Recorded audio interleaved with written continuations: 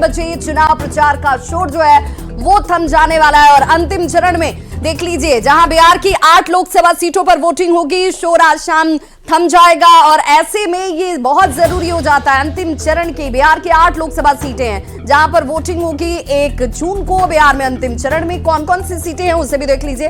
पाटलिपुत्र, बक्सर, सासाराम, काराकाट, ये वो तमाम सीटें हैं और आखिरी चरण में बीजेपी के सामने जो चुनौती है वो भी मजबूत चुनौती के तौर पर देखी और समझी जा रही है और इसीलिए स्ट्राइक रेट बनाए रखना बीजेपी के लिए बहुत जरूरी हो जाता है। बीजेपी इसकी कोशिश करेगी। पिछली बार 8 सीट पर एनडीए को जीत हासिल हुई थी, ये 8 सीट एनडीए के पास गई थी और इसीलिए इन 8 सीटों को बनाए रखना एनडीए के लिए अपने आप में एक बड़ी चुनौती भी होगी। आरके सिंह, रविशंकर प्रसाद, रामकृपाल यादव के भाग्य का फैसला इस चरण में होने वाला है, यानी कि इन्हें क्या जनता का आशीर्वाद मिलता है या नहीं मिलता है ये देखना महत्वपूर्ण होगा। साथ ही साथ आरा, बक्सर, सासाराम, काराकाट, जहानाबाद, नालंदा, आखिरी चरण में ये तमाम वो सीटें हैं और कौन कौन से चेहरे। नालंदा की बात करेंगे, कौशलेंद्र कुमार जेडीयू की तरफ से, सीपीआई-एमएल की तरफ से संदीप सौरभ जो हैं वो चुनावी मैदान में एक दूसरे के सामने और इसके लिए खूब ताबड़तोड़ दावे किए गए हैं। काराकाट सीट जहां पर त्रिकोणीय मुकाबला, उपेंद्र कुशवाहा आरएलएम की तरफ से, राजाराम सिंह और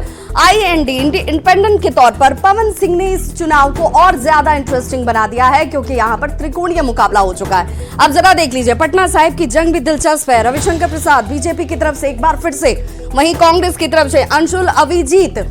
ये कहा जा रहा है कि इस बार जो है वो बड़ा बदलाव होने वाला है, तो बदलाव होता है या नहीं होता है ये तो जनता तय करेगी। पाटलिपुत्र की सीट पर रामकृपाल यादव और उनके सामने लालू प्रसाद की बड़ी बेटी आरजेडी की तरफ से मीसा भारती चुनावी मैदान में है और इसीलिए इस बार के मुकाबले बहुत महत्वपूर्ण है। आरके सिंह आरा से और उनके सामने सुदामा प्रसाद सीपीआई-एमएल की तरफ से चुनावी मैदान में उतरे हैं, इसीलिए इन तमाम सीटों पर सबकी नजर है। बक्सर की बात कर लेते हैं, मिथिलेश तिवारी को इस बार बीजेपी ने उतारा है जबकि आरजेडी से सुधाकर सिंह उनके सामने हैं और ताल ठोक रहे हैं और आज तो तमाम दावों और वादों का वक्त भी खत्म होगा। सासाराम लिए चलते हैं आपको, शिवेश राम बीजेपी की तरफ से, कांग्रेस की तरफ से मनोज कुमार चुनावी मैदान में उनके सामने हैं और इसीलिए ये भी कहा जा रहा है कि भाई जब इस बार के आप वोटिंग के लिए जब पहुंचेंगे तो वहां पर दिलचस्प तस्वीर नजर आएगी। जहानाबाद, चंद्रेश्वर चंद्रवंशी जेडीयू की तरफ से एक बार फिर से चुनावी मैदान में है। आरजेडी की तरफ से सुरेंद्र यादव को एक जो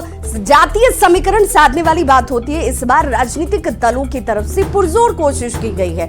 अब चलिए जेडीयू के प्रदेश अध्यक्ष उमेश कुशवाहा की तरफ से जो दावा किया गया उसे भी बता दें। 7वें चरण में जो कि अंतिम चरण है, सभी जगह पर एनडीए की लहर है। विपक्ष को ये पता चल जाएगा कि 4 जून को क्या होने वाला है।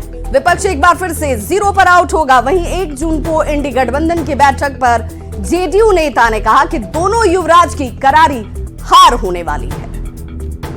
माहौल नहीं दिखाई दे रहा है, एक तरफा माहौल है, एनडीए के पक्ष में माहौल है। बिहार की जो आज ये चुनाव प्रचार का लास्ट दिन है 7वें चरण का, सभी जगह एनडीए के पक्ष में गोलबंद है लोग। 4 तारीख को पता चल जाएगा विपक्ष को बस 0 पर आउट होने वाले। जो जितना हेलीकॉप्टर उतार लें, जितना सभा कर लें, कोई फर्क पड़ने वाला नहीं, करारी हार होने वाला है। तो दोनों युवराज जो हैं, चाहे कांग्रेस के युवराज हो या राजद के युवराज हो, कहीं विदेश यात्रा पर जाएंगे। तो इंडी गठबंधन की 1 जून को होने वाली बैठक पर चिराग पासवान ने तंज कसा है। चिराग पासवान ने कहा कि बैठक में किस किस के यहाँ मटन पार्टी होगी ये डिसाइड करेंगे। 1 जून को मटन बनाने की रेसिपी पर चर्चा करेंगे। चिराग पासवान यही नहीं रुके, उन्होंने कहा कि विपक्ष का काम जो है खाना और खिलाना रह गया है। 4 जून के बाद किस किस के यहाँ कौन भोज पर जाएगा इस पर चर्चा करेंगे। बुलाएंगे बैठक, डिसाइड करेंगे कि किस किस दिन किस किस के यहाँ मटन पार्टी होगी। भाई इंडिया अलायंस के नेताओं को चिंता तो इसी बात की है ना, आपने हमको खिला दिया, हमने आपको नहीं खिलाया, आप कैसे बनाते हैं इसकी रेसिपी शेयर कर लीजिए, मछली हेलीकॉप्टर में कैसे दिखाई जाती है। इन लोगों के पास काम क्या है? यही तो काम रह गया इन लोगों के पास, खाना खिलाना। तो ऐसे में 1 तारीख को बैठ के सब लोग डिसाइड करेंगे कि 4 तारीख के बाद किस किस के यहाँ कौन कौन भोज पे जाएगा, क्योंकि सरकार बनाने की चिंता से लोग मुक्त हो जाएंगे। ना इनको सरकार बनानी है ना देश चलाना है। प्रधानमंत्री जी तीसरी बार शपथ की तैयारी कर रहे होंगे। तो 1 जून को इंडी गठबंधन की बैठक पर संजय जायसवाल ने तंज कसा है। संजय जायसवाल ने कहा कि 4 जून को नतीजों के बाद इंडी अलायंस बैठक करने लायक ही नहीं रहेगी, इसीलिए 1 जून को शोक सभा कर रहे हैं। मरीज के बारे में पता हो कि इसका ब्रेन डेथ हो गया है तो उस पर डिस्कशन मौत की घोषणा होने से पहले होती है। उनको भी अच्छे से पता है कि 4 जून को उनकी समापन निश्चित है, 4 जून के बाद बैठक करने लायक नहीं बचेंगे, इसलिए अपना शोक सभा 1 जून को करेंगे। और यहाँ रुकना एक छोटे से अंतराल के लिए, फौरन होंगे वापस, बने रहिए हमारे साथ।